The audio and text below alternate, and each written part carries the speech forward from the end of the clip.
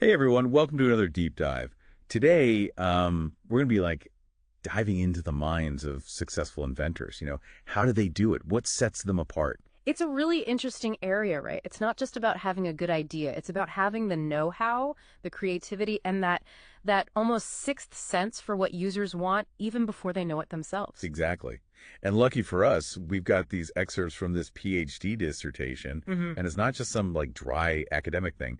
The author, he actually used his own inventions, and these were hugely successful inventions as case studies to break down his design process. It's like getting a master class, honestly, straight from the inventor himself. And this inventor, by the way, the name is Brown. So Brown, okay, first invention we're going to dive into is this thing called the InstaFlow dispenser. Now, polyurethane phone dispensers, not exactly something I think about every day. I don't know about you. Yeah, not usually the most exciting topic. But Brown, in his dissertation, he actually describes the old dispensers as, well, a nightmare, really. Messy, unreliable, prone to clogging. Imagine you're a contractor on a job site, you've got to get this foam down, and the dispenser just decides to go haywire. Yeah, no, that sounds awful. Yeah. So how did he even begin to fix that? Did he try to tweak the existing designs, or did he go a totally different route? So he actually started out trying to improve what was already out there, which, makes sense, right? But he hit a wall. And that's when he had this kind of aha moment. He stopped asking, how do I make this thing less likely to clog? And instead went with, what if it couldn't clog at all? Okay, so it's like he completely reframed the problem. Exactly. And this is where it gets really cool. He starts looking for inspiration outside of the construction world entirely. And he ends up finding this mechanism, a spool valve. And believe it or not, it's used in industrial machinery. Industrial machinery. For a foam dispenser? That's a heck of a leap. How does that even work? Well, at its core, the spool valve is all about controlling flow, fluid, foam, whatever it is. It's got this cylinder with this really precisely machined groove, and inside that groove, there's a sliding spool. So by moving the spool, you can really finely control how much flows through. Brown, he basically miniaturized that whole concept, adapted it for the InstaFlow dispenser, and boom, no more clogging. Okay, now that you explain it, it's kind of brilliant, right? Takes this heavy-duty tech, shrinks it down, makes it precise, perfect for this very specific problem. But did it actually work? It was a home run. Contractors loved it. Not only did it solve the clogging, but it actually ended up saving them money because there was so much less waste. And here's the thing, because it was so reliable, it actually opened up new possibilities, new ways to use polyurethane foam. What else can you even do with polyurethane foam? Well, the Hunley. The Civil War submarine. What does that have to do with polyurethane foam? They used the InstaFlow dispenser to inject foam into the Hunley's hull to help raise it from the ocean floor. Wow. Okay, so from messy construction sites to underwater archaeology, this little foam dispenser made a big impact. It really shows how Brown, he was always thinking ahead. He talks about this a lot in his dissertation, actually anticipating user needs. And I don't just mean reacting to what people are saying, oh, this thing broke, fix it. It's more about he could see those little annoyances, those things that make you go, there's got to be a better way, even if the product itself is technically working. So he's predicting the problems before they even really become problems. Exactly. And this is where his understanding of materials comes in. So he's working with his InstaFlow dispenser, and he notices this tendency for the two parts of the polyurethane, the components, to mix a little too early, inside the nozzle.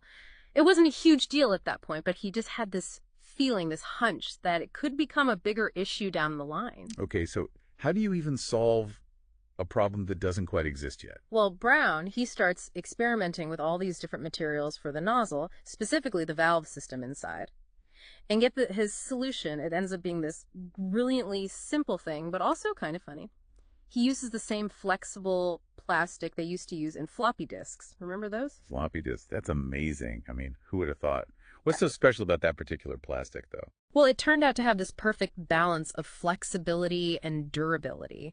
It could handle the chemicals in the polyurethane, but it also created a really good seal to prevent that premature mixing. It was just the perfect solution, hiding in plain sight. Okay, so it works, it's elegant, and I'm guessing, since it's based on something like a floppy disk, it's probably not that expensive to produce either. You got it. Brown was always thinking about the whole picture, not just the invention itself. So we've got the InstaFlow, then the anti-X-over nozzle, which by the way, great name. It's clear, it's descriptive. You know exactly what it does. Yeah, he had a knack for that too. Which brings us to his third invention, the bionic wrench. Now, was there anything particularly unique about how we approached this one? Or was it more like, okay, I've got this process down, time to tackle a new challenge? This one's really interesting because it's like he wasn't just trying to solve a problem or make something better. He wanted to create something that really showcased his whole design philosophy, like decades of experience, all distilled into one product. So it's like a design process designed to show off the design process. Yeah. Very meta. Right. So he decides to focus on hand tools, something he was really passionate about. I could just imagine him, like, surrounded by wrenches and pliers trying to figure out what to invent next. And here's the thing. He doesn't just set out to make, like, the ultimate wrench. Instead, he does what he does best. He starts questioning everything. Like, what is a wrench even supposed to do? Yeah. And what if there's a completely different way to do it? Exactly. And he realizes that traditional wrenches, they're great for leverage, for torque, but they can be a pain when it comes to grip, especially if you're dealing with a worn-down bolt or something. Oh, tell me about it. I can't tell you how many times I've been under a sink trying to loosen a bolt and the wrench just keeps slipping. And that's what Brown, he wanted to fix that. He realized wrenches, they're all about force, but pliers, they're all about grip. And that's when he had his next big idea. So it's like, what if I combine a wrench and pliers? Exactly. And that's how the bionic wrench was born. It still looks and feels like a regular wrench, but the real magic is in the jaws. They're not like solid metal. He designed these interconnected plates that can actually move and adjust. Wait, so the jaws, they change shape. Yep. You squeeze the handles, and those plates, they automatically adjust to whatever you're working on. Round bolt, worn down nut, doesn't matter. It gets this, like, vice-like grip. Okay, that's actually amazing. No more slipping, stripping, all that frustration, gone. And it makes so much sense, right? I mean, we've all been there. Exactly. And this time, it wasn't just about solving the problem, it was about the whole experience of using the tool, making it intuitive, enjoyable even. Right. It's like he thought of everything. Yeah. But this was his own invention, right? Not for a client or anything. So did he always know he was going to call it the bionic wrench, or were there other names in the running? Oh, he definitely had some other ideas. He actually mentions a few in the dissertation. One that sticks out is the loggerhead wrench. The loggerhead wrench. I kind of like that. It's got that like tough, rugged sound to it. Right. But bionic wrench, it just works. It's catchy, it's memorable, and it gets the point across, you know? This isn't just a tool, it's like an extension of yourself, but better. Like a superpower for your hand. Yeah. And from what I've read, it's been a huge success. Awards, tons of fans, both pros and like regular people who just want a better wrench. Definitely. And I think it goes back to what we were saying before, Brown's focus on the user. He don't just create something cool, he created something that people actually needed. So as we wrap up here, what are some of the like big takeaways from all this? Things our listeners can apply to their own lives, whether they're inventors or not. I think the big one is don't be afraid to question everything. Don't just accept the way things are, you know? Look for those little annoyances, those there's got to be a better way moments. That's where the good stuff happens. And don't limit yourself. Brown got inspiration from like industrial machinery, floppy disks. You never know where that next big idea is going to come from. Exactly. Be curious, be open-minded, and don't be afraid to experiment. Well said. And on that note, we'll wrap up this deep dive. Hope you enjoyed it. And until next time, keep those brains buzzing.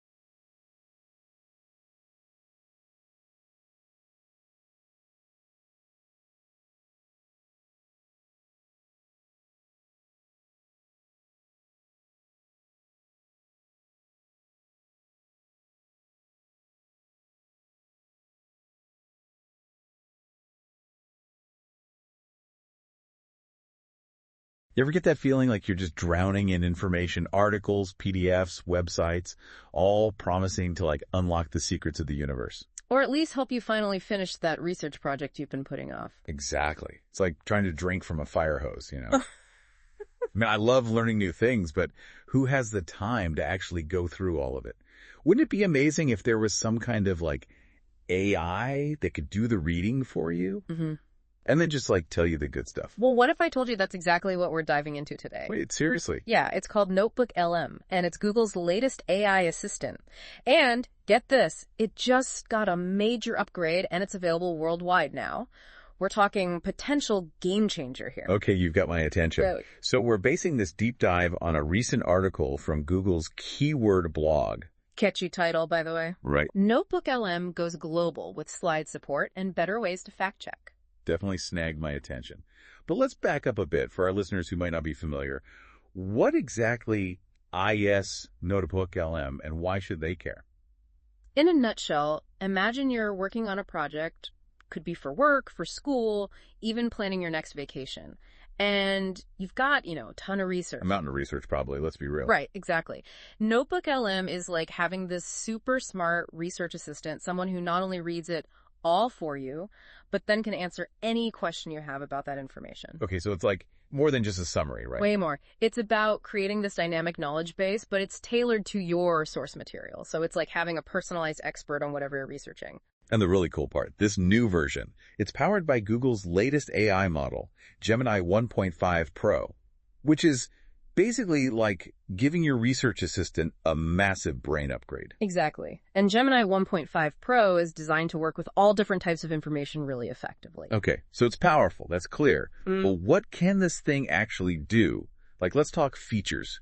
Because it's one thing to say this tech exists, but another to know how it can actually help us, All right, so we've got this, like, super-powered AI assistant ready to tackle our research mountain. But what kind of research are we even talking? Because before, I was picturing, like, articles, documents.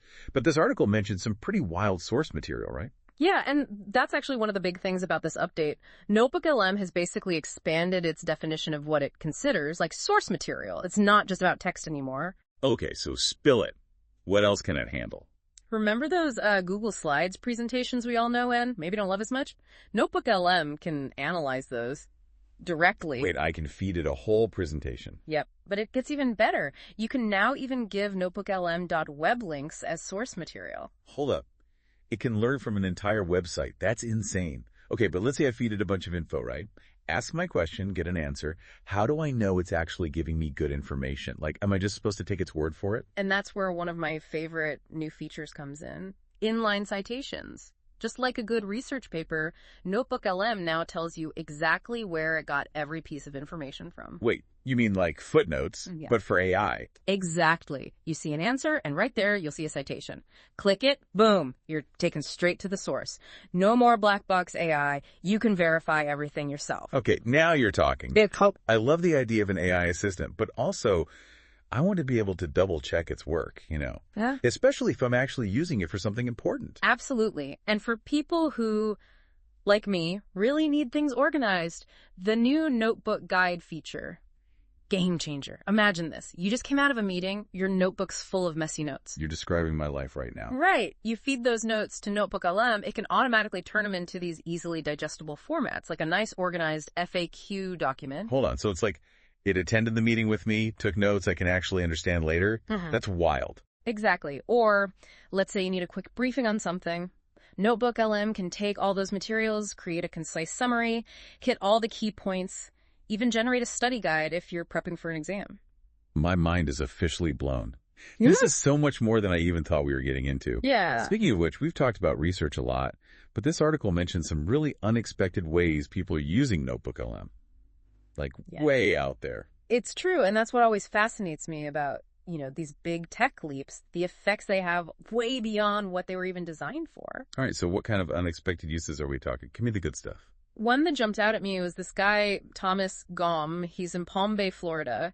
He's using NotebookLM to become like a one-man newsroom for his community. A one-man newsroom? How's he pulling that off with an AI? He's feeding NotebookLM all sorts of local data, city ordinances, land use documents, you name it. even meeting minutes. Wow. So he can ask really specific questions about local issues, gets answers based on, actual data, and then shares that with his community.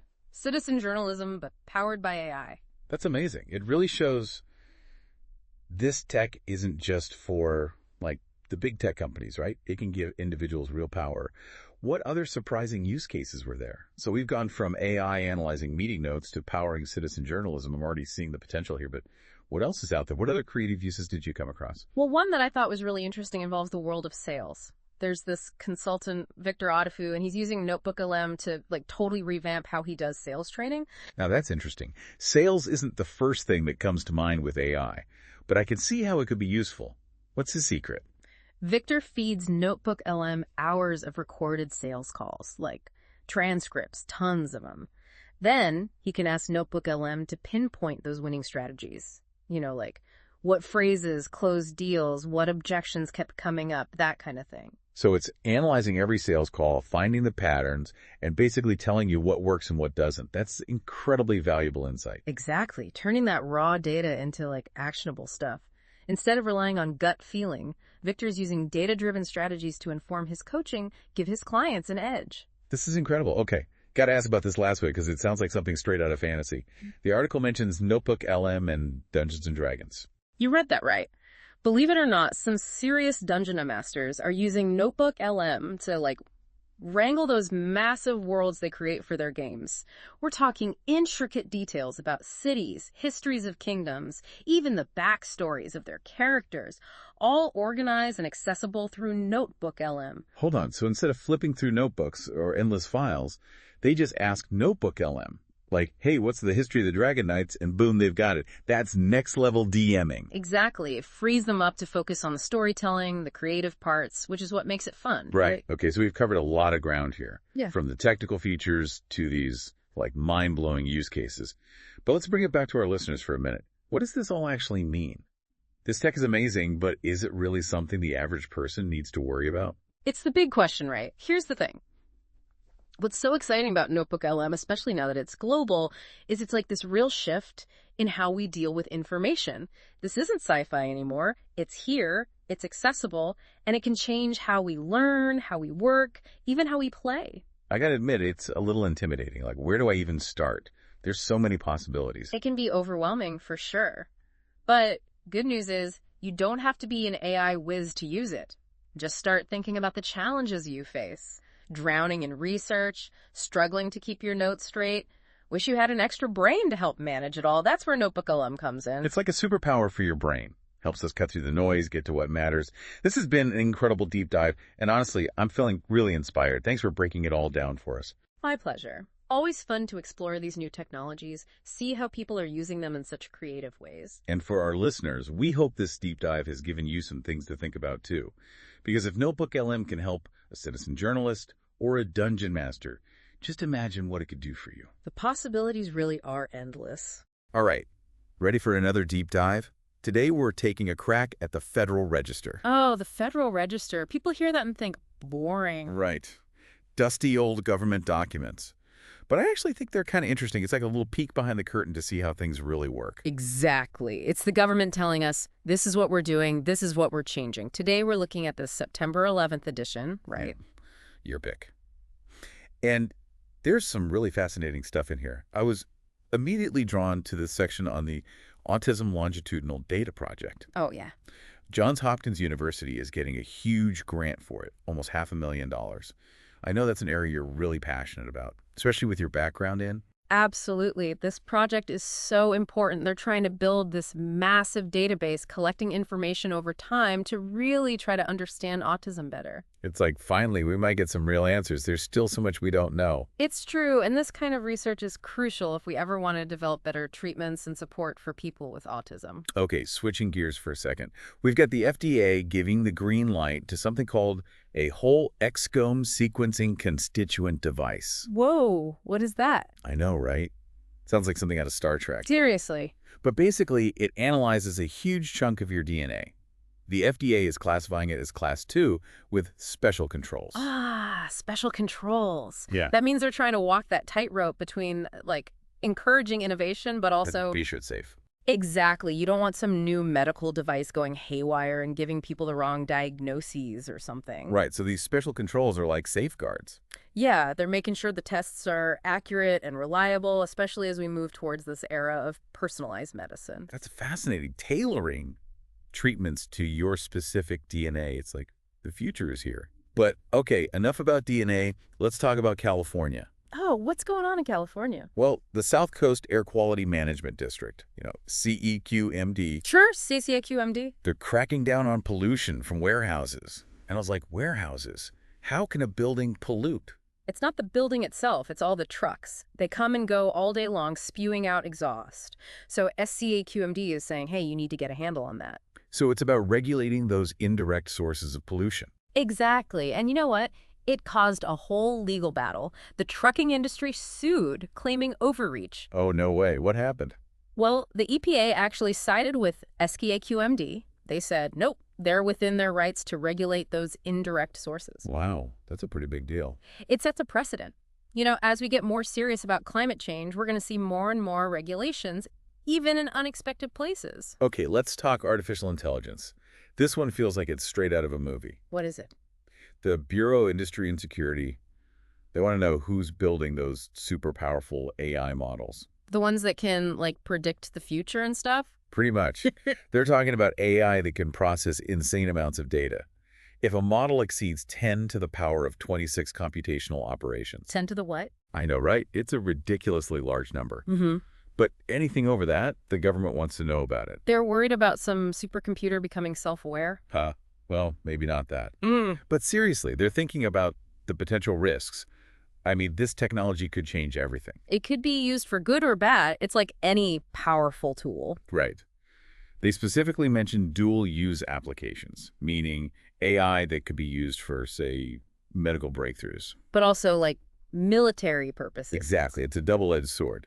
Hmm. Speaking of weighty matters, the WTC Health Program is getting some updates. Oh, yeah, I saw that. That program is so important for the folks who are still dealing with the aftermath of 9/11. It's expanding to cover more first responders, which is great. Especially those from the Pentagon and Shanksville. They deserve support, too. Absolutely. Yeah. But they are putting a cap on how many people can enroll under this new criteria. Yeah, unfortunately, resources are limited. It's a tough situation all around. It makes you think, even after all these years, 9/11 continues to have an impact. Okay, shifting gears a bit.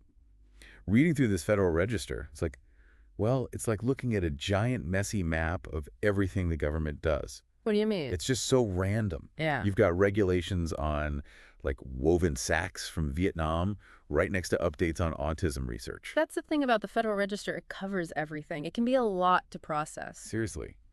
How does anyone even keep up with all of it? You don't have to read it cover to cover, you know? Think of it like a news feed. Scan the headlines, see what catches your eye. Or set up alerts for specific topics, right? Yeah, exactly. That way, you're only getting the information that's relevant to you. Speaking of intriguing tidbits, I came across this notice about the Ocean Exploration Advisory Board. Oh, that's right up your alley. What are they up to? They're having a public meeting, something about setting priorities for ocean exploration.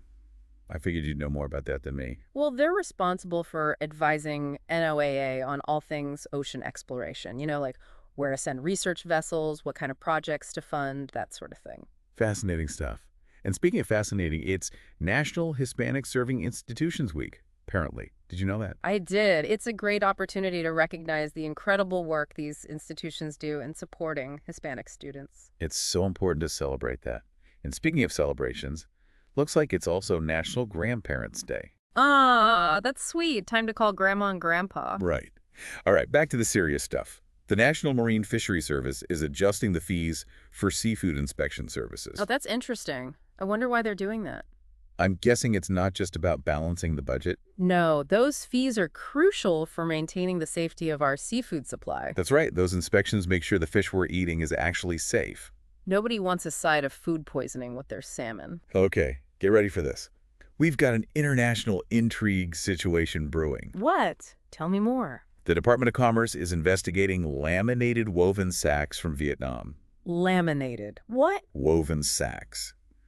They suspect these sacks are being dumped in the U.S. market, sold at ridiculously low prices. Ah, I see. They're trying to undercut American companies. Exactly. It's a big deal for businesses and workers on both sides.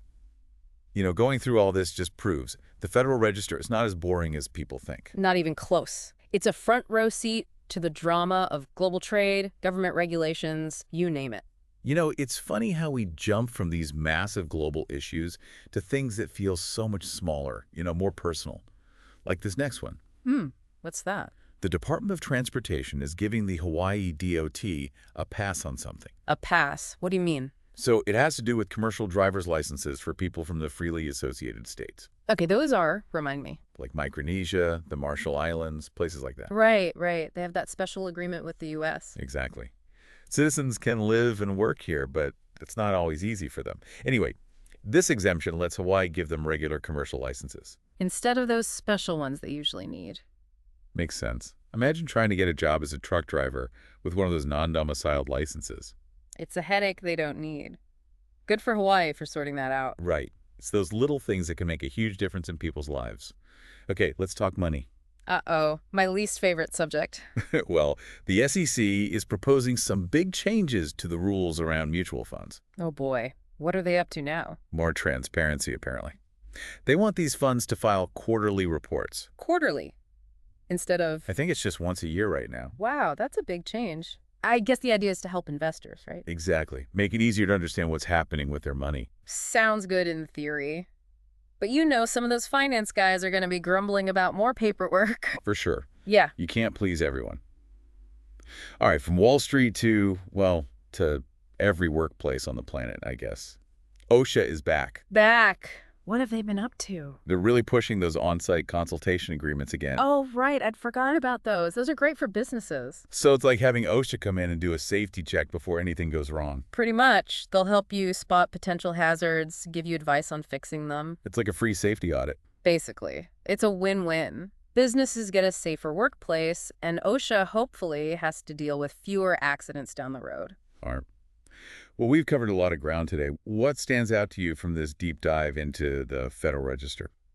For all the talk about how complicated and boring it is, I always find it kind of fascinating. It's like this raw, unfiltered look at what the government is really doing. Totally. No spin, no sound bites, just the facts. And sometimes those facts are about laminated woven sacks from Vietnam. Hey, you never know what you're going to find in there. That's what makes it fun. That's the truth.